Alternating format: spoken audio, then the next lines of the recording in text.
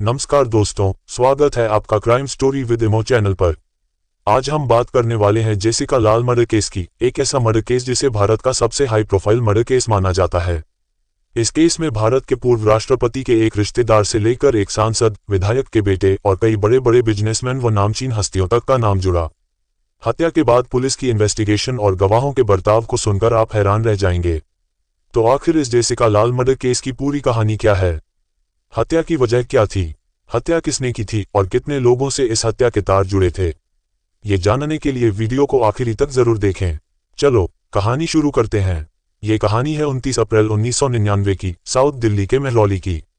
Qutub colony में स्थित हवेली के अंदर टैमरिन कोर्ट नाम का एक रेस्टोरेंट हुआ करता था। दिल्ली की हाई क्लास सोसाइटी में पहचान रखने वाली बीना रमानी इस रेस्टोरेंट की मालिक थीं। उनके पति जॉर्ज मेलहॉर के साथ मिलकर वे इस रेस्टोरेंट को चलाते थे। इनकी एक बेटी मालिनी रमानी, जो मॉडलिंग में अपनी किस्मत आजमा रही थी, भी इस कहानी का हिस्सा है। वैसे तो बीना रमानी भारतीय थीं, लेकिन उन्होंने कनाडा के बिजनेसमैन जॉर्ज मेलहॉर से शादी की थी, जिसके चलते उनके पास कनाडा की नागरिकता भी थी। ये दोनों पति पत्नी फिलहाल दिल्ली में रह रहे थे। ये रेस्टोरेंट अपनी महंगी पार्टियों के लिए जाना जाता था।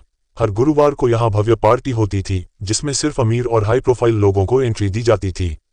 हमेशा की तरह 29 अप्रैल गुरुवार की रात को भी यहाँ एक बड़ी पार्टी रखी गई थी। दरअसल बीना के पति जॉर्ज भारत छोड़कर कनाडा जा रहे थे। इसी के चलते रेस्टोरेंट में एक फेयरवेल पार्टी रखी गई थी। इस पार्टी में हाई क्लास लोगों को बुलाया गया था। वेटिंग के लिए भी खास व्यवस्था की गई थी। पार्टी को खास बनाने के लिए बार टेंडर की जगह खूबसूरत और महंगी मॉडल्स को बार टेंडर के तौर पर रखने का फैसला किया गया। बीना रमानी की बेटी मालिनी ने अपनी दोस्त जेसिका लाल को इस पार्टी में बारटेंडिंग करने का ऑफर दिया और बदले में मोटी रकम देने का वादा किया। जेसिका इस काम के लिए खुशी खुशी तैयार हो गईं। पार्टी वाले दिन यानी 29 अप्रैल को वह वहां पहुंची। इस पार्टी में दिल्ली के बड़े बड़े बिजनेसमैन और अमीर लोग शामिल हुए थे। रात के लगभग 12 बजे पार्टी में एक शख्स अपने 3 दोस्तों के साथ दाखिल होता है। इस शख्स का नाम था सिद्धार्थ वशिष्ठ उर्फ मनु शर्मा। मनु शर्मा हरियाणा के कांग्रेस नेता विनोद शर्मा का बेटा था।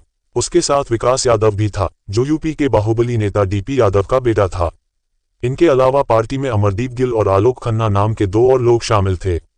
उस रात मनु शर्मा को अपनी मां के साथ चंडीगढ़ जाना था, लेकिन अपने पिता से डरने वाला मनु दिल्ली में ही रुक गया।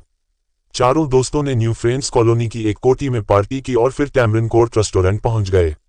रेस्टोरेंट में पहुंचने के बाद मनु शर्मा बार के पास जाता है, जहां जेसिका लाल और उनके दोस्त शायन मुंशी बारटेंडिंग कर रहे थे।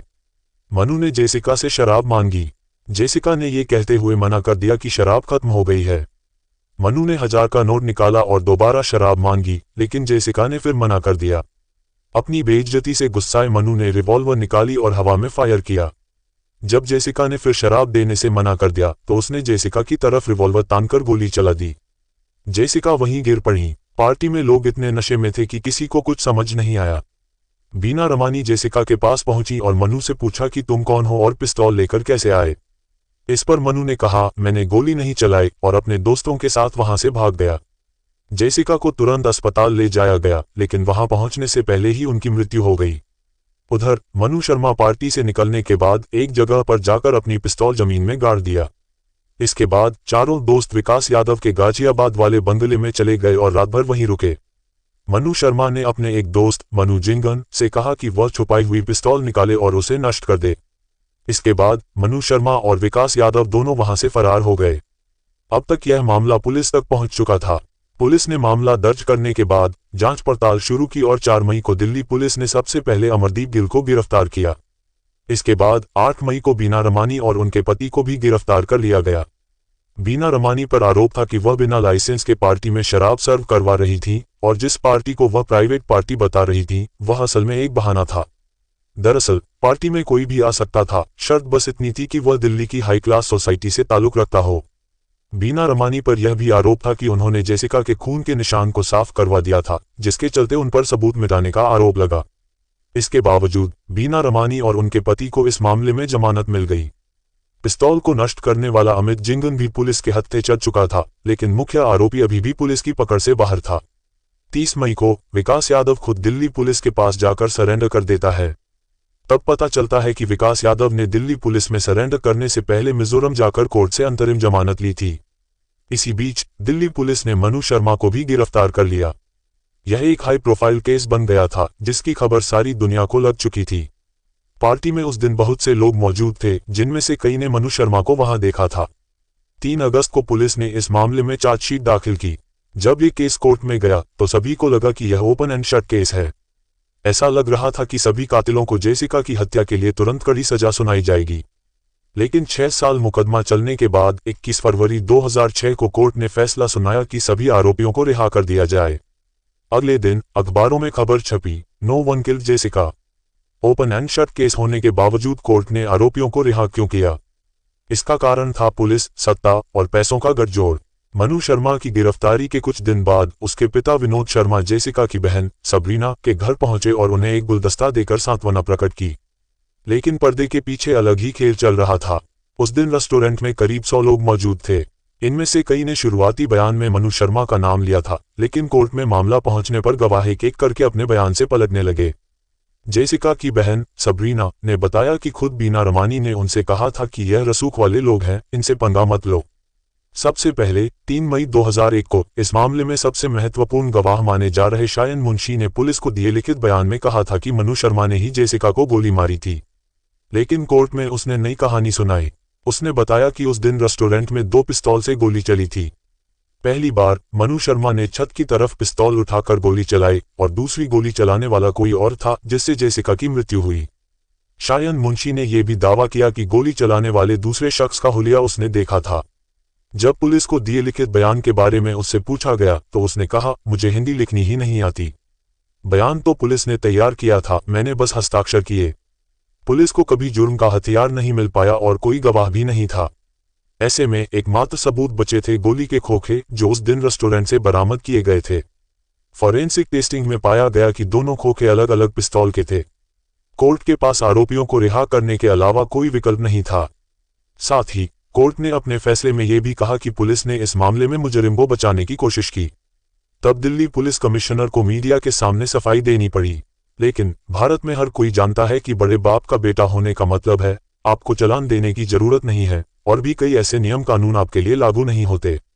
लेकिन सरेआम हत्या कर बचकर निकल जाना, इस बात ने लोगों के अंदर भरे गुस्से को भड़का दिया और सारे देश में विरोध प्रदर्शन की शुरुआत हो गई और कैंडल मार्च भी निकाले गए। इस बीच जेसिका की मां की मौत हो जाती है। वहीं जब 2006 में कोर्ट ने सभी आरोपियों को रिहा कर दिया था तो इस खबर से जेसिका के पिता को 4 बार ब्रेन स्ट्रोक हुआ था और कुछ दिनों बाद उनकी भी मृत्यु हो गई। इस केस में मीडिया ने एक बड़ा रोल अदा किया था। दरअसल तहलका मैगजीन ने एक स्टिंग ऑपरेशन शुरू किया था। इस स्टिंग ऑपरेशन में शायन मुंशी के पास एक पत्रकार फिल्म इंडस्ट्री से जुड़ा आदमी बनकर पहुंचा और एक फिल्म के रोल के सिलसिले में उससे बात की। बातों बातों में पत्रकार ने कहा, लेकिन ये तो हिंदी फिल्म है और आपको तो हिंदी आती ही नहीं है। तब शो ऑफ करने के लिए शायन मुंशी ने हिंदी फिल्मों के डायलॉग सुनाए थे। ऐसे ही कुछ और स्टिंग ऑपरेशन सामने आए जिनमें गवाहों ने बताया कि कैसे उन्हें डराया धमकाया गया था।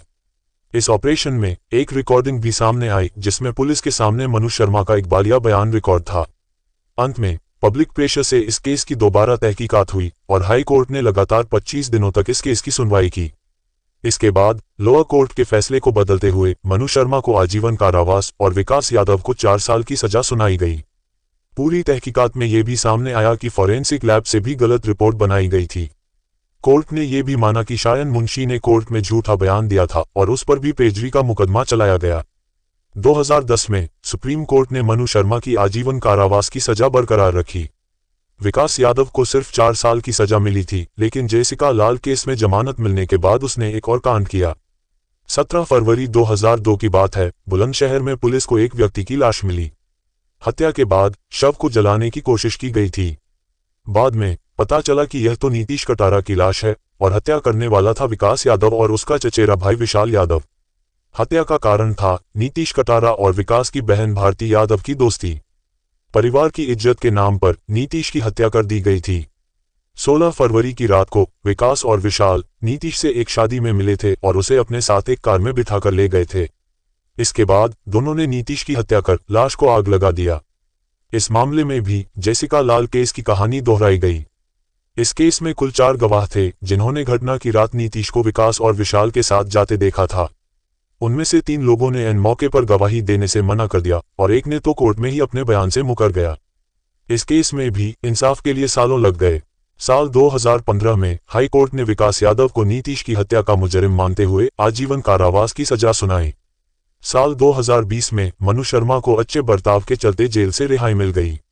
अपनी बहन के लिए सालों लड़ाई लड़ने वाली जेसिका की बहन सबरीना ने भी उसे माफ करते हुए कहा, मैं एक ईसाई हूं और माफ करने में यकीन रखती हूं। मेरी मां ने मनु शर्मा को पहले ही माफ कर दिया होता अगर उसने खुद माफी मांगी होती। साथ ही सबरीना ने कहा, मनु शर्मा ने सिर्फ मेरी बहन की हत्या नहीं की, उसने मेरे पूरे परिवार को मुझसे छीन लिया। साल 2021 में सबरीना की भी लिवर की बीमारी के चलते अस्पताल में मृत्यु हो गई। हमारी जिंदगी में एक वक्त वह भी आता है जब हमें कुछ चीजें को पीछे छोड़ देना होता है। तो दोस्तों, इस पूरे केस पर आपकी क्या राय है, हमें कमेंट बॉक्स में जरूर बताएं। और अगर आपको हमारी मेहनत पसंद आई हो तो वीडियो को एक लाइक करके शेयर भी करें, जिससे और भी लोग जागरूक हो सकें। अगर आपने अभी तक हमारे चैनल को सब्सक्राइब नहीं किया है तो चैनल को सब्सक्राइब जरूर कर लें, क्योंकि ऐसे ही सच्ची घटनाएं इस चैनल पर हमेशा लाते रहते हैं। धन्यवाद।